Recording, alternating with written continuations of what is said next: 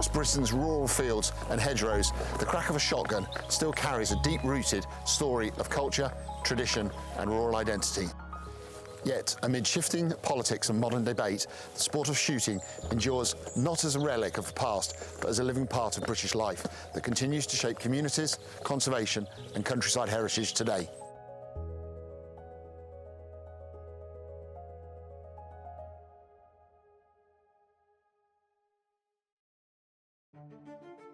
Long before the rise of organised playgrounds and driven shooting, these practices were born from the rhythms of rural survival.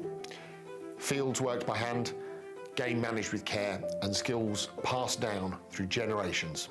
What began as necessity gradually evolved into sport, shaped by innovation, etiquette, and a distinctly British sense of stewardship.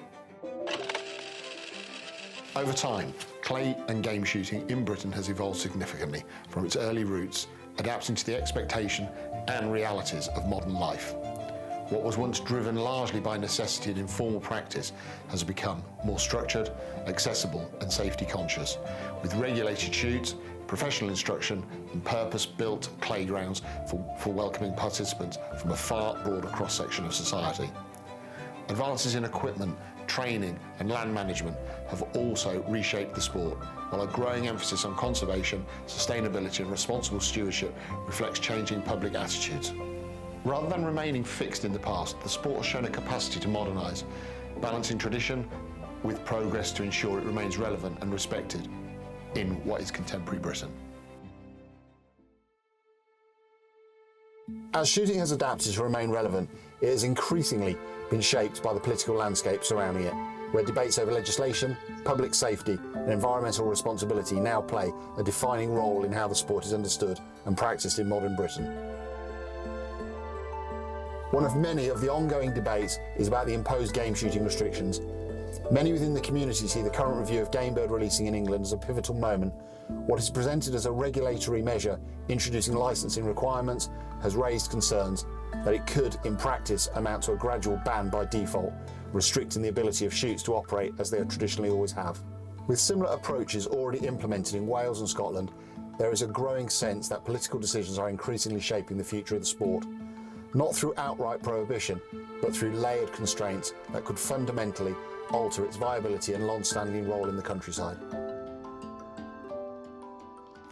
This shift is already having tangible consequences for rural communities, where the uncertainty around regulation is beginning to translate into real economic and social strain.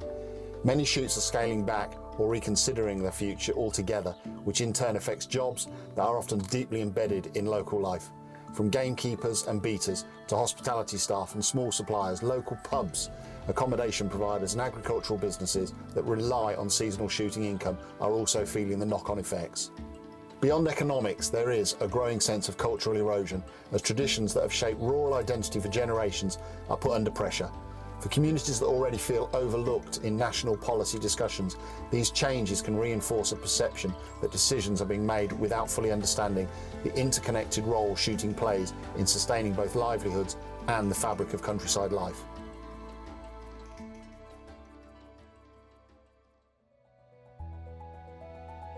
So what does this mean for the economy? According to the British Association for Shooting and Conservation, shooting contributes an estimated $3.3 billion in gross value to the UK economy each year. When factoring the wider supply chain and in-kind contributions, its overall economic impact rises significantly, reaching around $9.3 billion annually. In addition to this, shooting provides and volunteers undertake conservation work valued at approximately £500 million each year. If shooting were to face significantly tighter restrictions leading to a sustained decline in participation, the economic consequences for rural Britain could be substantial.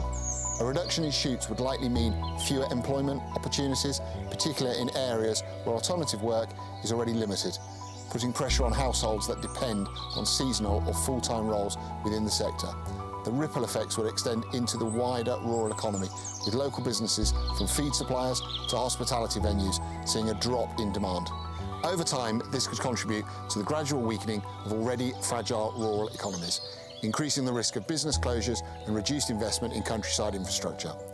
Alongside this, A decline in privately funded conservation efforts may place additional strain on public resources, potentially leaving gaps in land management and biodiversity work that these communities have historically helped to sustain.